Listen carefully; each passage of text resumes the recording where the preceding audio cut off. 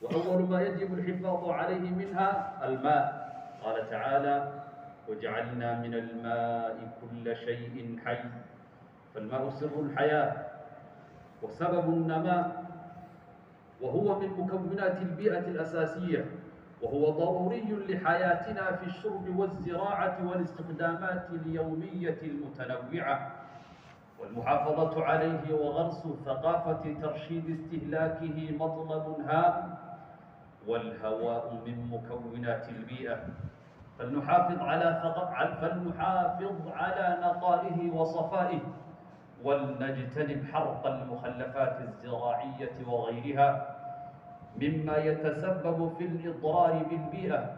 قال رسول الله صلى الله عليه وسلم: لا ضرر ولا ضرار. فكل منا مسؤول عن نظافة البيئة من حولنا وإزالة أسباب الأذى عنها. قال صلى الله عليه وسلم: كان على الطريق غصن شجرة يؤذي الناس فأماطها رجل فأدخل الجنة. فاللهم اجعلنا ممن يقابل نعم البيئة بشكرها والمحافظة عليها وحسن استثمارها. أقول قولي هذا وأستغفر الله لي ولكم فاستغفروه إنه هو الغفور الرحيم.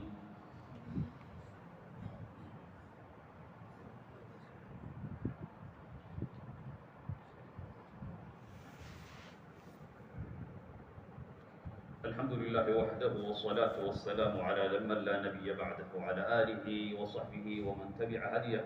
أوصيكم عباد الله ونفسي بتقوى الله أيها المؤمنون. يقول الله عز وجل: والأنعام خلقها لكم فيها دفء ومنافع ومنها تأكلون. فالثروة الحيوانية من نعم الله علينا، ومكون مهم من مكونات البيئة تتطلب العناية بها. وكذلك الثروة النباتية التي رغب النبي صلى الله عليه وسلم في تنميتها، فقال: من كانت له أرض فليزرعها، فإن فيها نفعا للإنسان والطير والحيوان، وهي صدقة يؤجر عليها من الرحمن.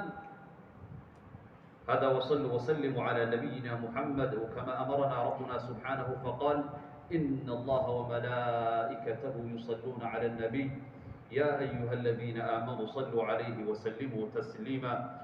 فاللهم صل وسلم على سيدنا ونبينا محمد وعلى آله وصحبه أجمعين. وارض اللهم عن الخلفاء الراشدين أبي بكر وعمر وعثمان وعلي، وعن سائر الصحابة الأكرمين والتابعين لهم بإحسان إلى يوم الدين. اللهم احفظ دولة الإمارات قيادتها وشعبها وبرها وبحرها وأرضها وسماءها من شر كل ذي شر شره، أنت آخذ بناصيته إنك على كل شيء قدير.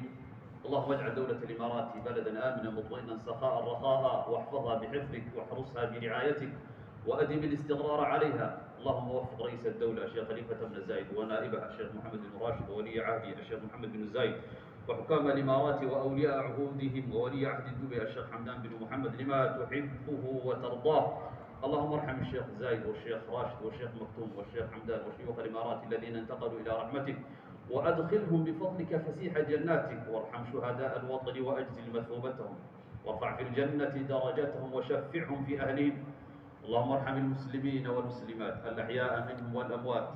اللهم يا سميع الدعاء ارفع عنا الوباء وادفع عنا البلاء وعافنا من كل داء، وامن على جميع المرضى بالشفاء، واحفظ أسرنا ومجتمعنا، وأدم العافية علينا وعلى سكان العالم من حولنا. اللهم اسقنا الغيث ولا تجعلنا من القانطين. اللهم أغثنا اللهم أغثنا اللهم أغثنا. اللهم اسقنا غيثا مغيثا بفضلك وكرمك يا أكرم الأكرمين. عباد الله، اذكروا الله العظيم يذكركم، واشكروه على نعمه يزدكم، وأقم الصلاة.